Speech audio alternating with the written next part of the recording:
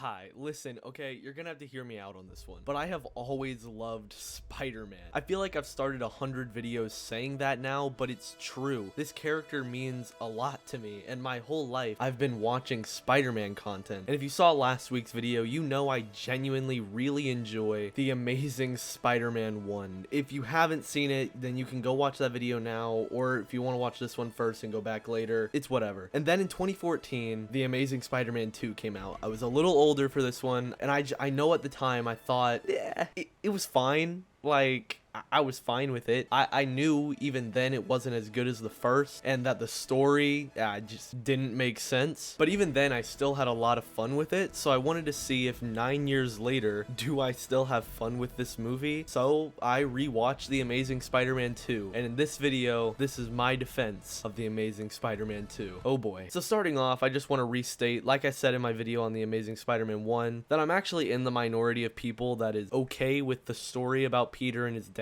in that first movie. I even defended the storyline lacking an ending because I thought there was still a lot of good stuff there. So imagine my surprise when this movie started with a plane crash and Oscorp and Peter's dad and spies and his mom, and it's just really bad. But then, you know, after all of that, the movie actually starts with one of the best openings to a Spider-Man movie ever. Okay, this is probably the best swinging sequence in a Spider-Man movie. He's also probably in the most beautiful Spider-Man suit I've ever seen. This opening overall is really good. I love almost all of it. But Paul Giamatti, for a decent actor, is shockingly bad here. I don't know if this is how Mark Webb directed him. I don't know if anybody can be directed like this, but someone should have just told him to take it down a few levels or something.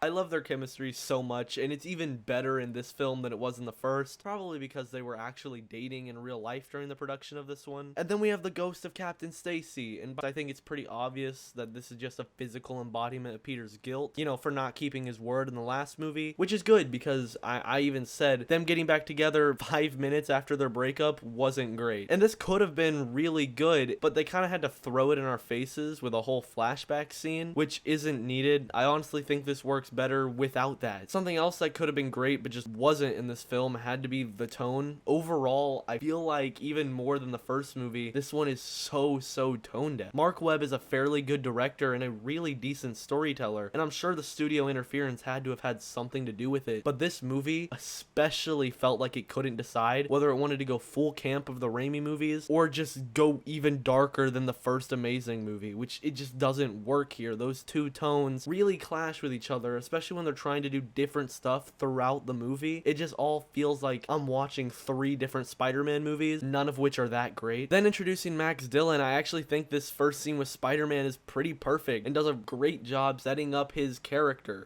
in air quotes, by the way, to the point where I don't think you have to go all out later to show how obsessed he is with Spider-Man.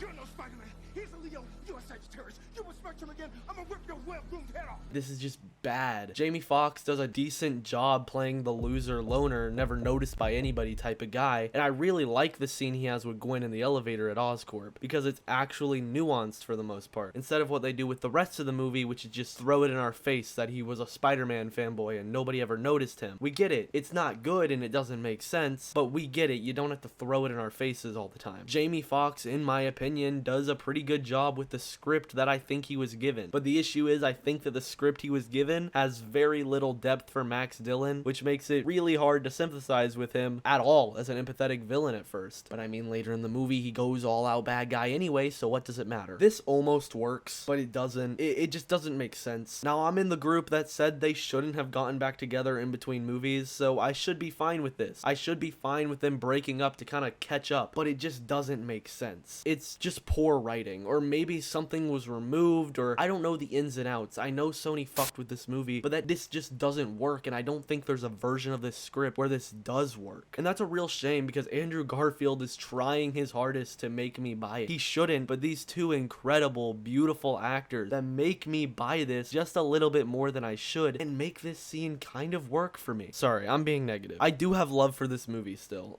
This works. This whole montage is perfect from start to finish. Maybe take out the stalking Gwen part. Maybe it's weird, but Peter's a little weird, so I don't know. But for the most part, we get like a solid 3 minutes of perfect, and I mean perfect, Spider-Man here. I love how silly it is. I know it's campy, but Spider-Man is campy, and I love it here. Everybody talks about this scene with Spider-Man and this kid, and why wouldn't they? When the Sony execs get out of the writer's room, these writers and Mark Webb and Andrew all craft easily the best Spider-Man we've ever had on screen. And you would just have to be hating to say this whole sequence doesn't put a smile on your face. It's especially elevated by the score, which was done by Hans Zimmer, and he truly put everything into probably one of my favorite Spider-Man scores. It all just sounds so good, and the CGI in this film is shockingly good. Like, I was surprised by how good the first film looks 12 years later, but this one a whole 9 years later looks better than any other Spider-Man movie we've ever gotten since. It's perfect, and I love it. But then somehow they ruin it all by going on about this briefcase. Please stop. Like, I accepted it in the first movie, alright, because we needed it to be different from the Raimi movies. But this movie has a lot of stuff going for it. Stuff we haven't even introduced yet. We're 30 minutes in. We don't need all this stuff. This is the most ridiculous, bloated plot line in a Spider-Man movie. We don't need all this stuff with Peter's dad. It is so terrible. Then we get to Harry and Norman, I guess, for like a minute. And in the perfect sequel to The Amazing Spider-Man, I guess it does make sense for Harry to be in this one. Due to everything that happened with Oscorp in the first movie, it makes sense for Harry and Norman to show up in this one. But if that was the plan all along, then you should have mentioned Harry by name at least once in that first film, because he really comes out of nowhere and they have to shoehorn Harry both into and out of Peter's life, and I just don't think it works here, which sucks because I do think Dane DeHaan could have been a decent casting, and I think he plays the role fine enough as Harry. We'll talk about Goblin later, but he doesn't fit into this movie. But to be fair, nothing fits right into this movie. It all really only works if you squint hard enough, and I'm willing to, especially because of Harry's first interactions with Peter. I know I say it a lot, but these Amazing Spider-Man films are filled with great actors who make the stupid stuff work, and I think the chemistry between these two, especially in this scene, works for me. I like this scene a lot, actually, and I think it adds depth to this relationship in what could have been a really cool rivalry, maybe in the third movie, instead of him just showing up at the end of this one. The Goblin disease stuff is really dumb. It's really dumb. I don't like it. Norman is a goblin creature here just lying around, and he's easily like 50 or so, but for some reason Harry's dead at 19. Like, I don't get it, and I know they jump through hoops to kind of make it make sense, but it doesn't, and none of it even remotely interests me at all. Also, Felicia Hardy shows up. She's Black Cat. Not in this movie though, and funnily enough, that is all I wrote about her character. What a waste. Also, the Gwen College stuff feels like something I should bring up. Okay, that is about all that deserves. I don't hate this movie, I swear. I just think that they go about most of this stuff really poorly. I mean, there's still a lot to love even. So impressed. Kinda like to think it gives people hope. For what? Maybe eventually everything's gonna be alright. Like, do I need to say anything here? There is so much potential inside of this movie that it kind of hurts me. I wish we got to see what this was supposed to be, and no, I don't think that if the studio let the writers make this movie on their own, it would have been a lot better, mainly because there's just too much here. And you know what? Maybe that's the studio intervention. Maybe they added all this stuff into the movie. Maybe they bloated it, but we don't know. I just think there's too much in every single way for this to have ever worked well. I think it could have worked better, though. Also, Andrew Garfield is still a national treasure. Just one guy, just one Spider-Man, or woman, we don't know. For sure. So this is silly, maybe too silly, I don't know. It's a little too over the top, and it's from this point on that Jamie Foxx is lost as this character, mainly because there is no character here. He's reading lines, and he's just kind of a vessel for Big Blue Electricity Guy. But I do love this scene with the Eels in his first introduction as Electro. I love it. It's creepy, and it's kind of shot like a horror monster film with him being hid from the camera. It's just so cool. I love it a lot. And then there's the design, which in my opinion is fine. Obviously, it's meant to be Ultimate Electro, and they really were going for it, and I think that it could work better because it doesn't work here. He's so ugly, one of the ugliest Spider-Man villains, but I'm kind of fine with it. You get used to it while you're watching the movie. Like, there are shots here where I really like how he looks, but for the most part, it just doesn't work. Also, this scene here with Spider-Man is good at first. I like when he's talking to Max, and they have that moment, but I hate all of this. It's my birthday.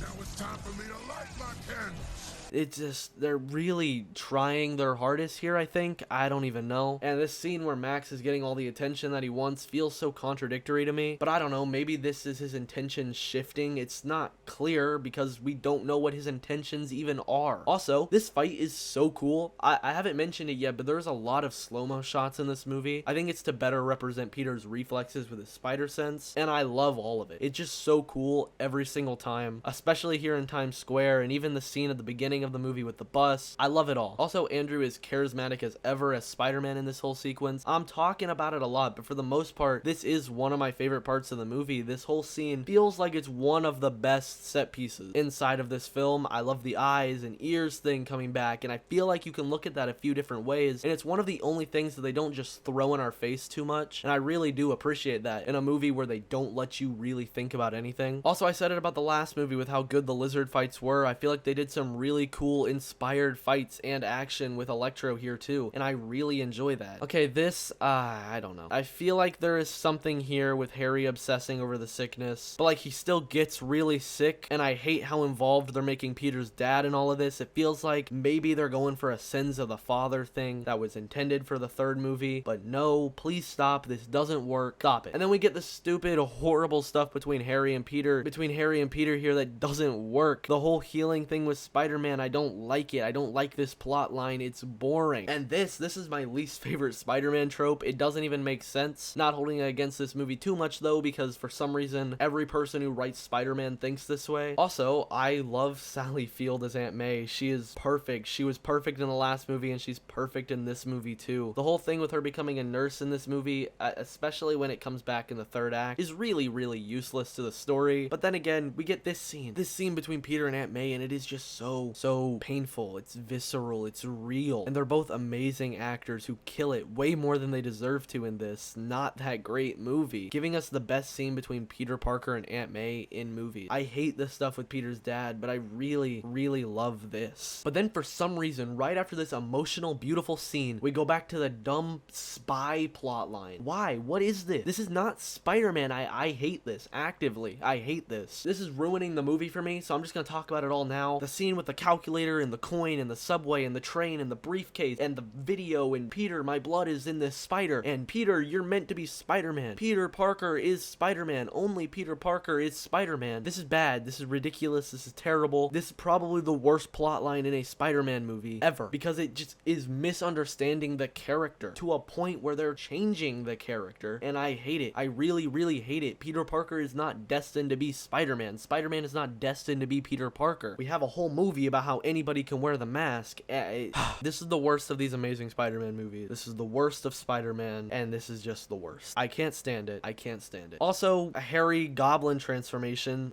Ooh, spooky, I guess. I don't hate this. I know a lot of people hate the gross, deformed Green Goblin. I don't know. I think it's fine. I would have preferred if they took it a little further, maybe giving him even more Goblin-like features and less just ugly, gross features, but I'm actually fine with it. Now, the Iron Man suit isn't cool, really. It's fine, I guess, and I can get over it, but I don't need this. I don't need this whole thing with the businessman guy that's been here for the whole movie. I don't need him. Also, Goblin breaks out Electro, and now we got a big superhero showdown, but why? Why are they doing this? The only reason I can think of to why they are doing this is because it's the third act of a superhero movie. I just want to mention quickly, I hate how they ruin Electro here. He wasn't great earlier in the movie, and I mentioned how they lose all character for him about 10 minutes in, but he just gets 100 times worse now, because what is his motive? Is it kill Spider-Man? Is it get in the mainframe? Whatever that means. I don't know.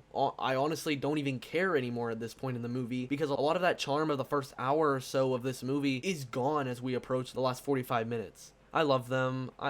Please stay away from that clock tower, Gwen. Please. Also, showdown time looks amazing. It's probably the coolest looking Spider-Man fight in the movie. It's just so cool. Like, look at that. That's weird, but cool. I like it. Electro is kind of cool here too, like with this dubstep finale battle that I don't love, and it feels super empty, but it looks cool, but it just feels empty, emotionless even. Probably why they added the stuff with the hospital here, which doesn't work, and I don't care. And then the plane stuff. Did anybody remember the planes? They were gonna have two planes crash into each other in a Spider-Man movie. What is happening? So then Electro gets too much electricity, and he dies. I don't know. I hate all of this. This whole interaction here with Goblin, Harry, Goblin. The dialogue doesn't even make sense, and I don't know how they released the movie with this here. This belongs in a very different cut of the same movie because it just doesn't work. It doesn't make sense, and it's just bad dialogue because of bad writing. There's no defending this. And we all know what's coming at this point. They really somehow rushed us to getting Peter and Gwen back together, to getting Green Goblin to show up, and to putting Gwen in that iconic outfit, and putting us next to a clock tower in the last 20 minutes of this movie just for this. No jokes. It's heartbreaking. I hate it. I hate it every time. It breaks me every time because for how bad these movies are, for how awful the writing has been between these two in this movie, I love them. I still love them a lot. I love the web reaching out like a hand to grab Gwen. It's not deep. You don't have to think about it, but it doesn't have to be. And I hate how she dies from hitting her head on the ground, and it's all so terrible, right? And then Andrew just acts his heart out here. The scene between Peter and May after the funeral, it breaks me every single time. They didn't deserve this. They didn't even earn this, but it's still sad. I can't. It's cheap. They didn't earn this feeling from me, but because of these amazing actors, they got it out of me anyway. And in my mind, the movie is over. This dumb Sinister Six setup stuff that is bad, and awful, but for the most part, this movie is over. I know some people really don't like the ending with Rhino and how it only takes one video from Gwen for Peter to go back out there and start cracking jokes, but that's not the point. The point here is that he is still hurting, that he is still broken, but he has to go out there and he has to do this because, well, that's his responsibility. That's why this kid is here, because he's the inspiration. Spider-Man is inspiring New York, and even when he's down, somebody has to do it. And in this movie, Gwen gets to be the one who reminds him of that, and I'm certain we would have seen so much more depth to that in the third Amazing film, but we'll never know now. So, full thoughts, yeah, I don't love this one, right? I have defenses for parts, and at times I think this movie has been given a bit of a bad rep, but a lot of it is sadly deserved. This goes down as the worst quality-wise Spider-Man movie. Now, it is more of a Spider-Man movie than some others, but we're not gonna go there right now. I think this movie could have been recovered a little in the editing room, and I think it was, which is scary, and not saved, but recovered.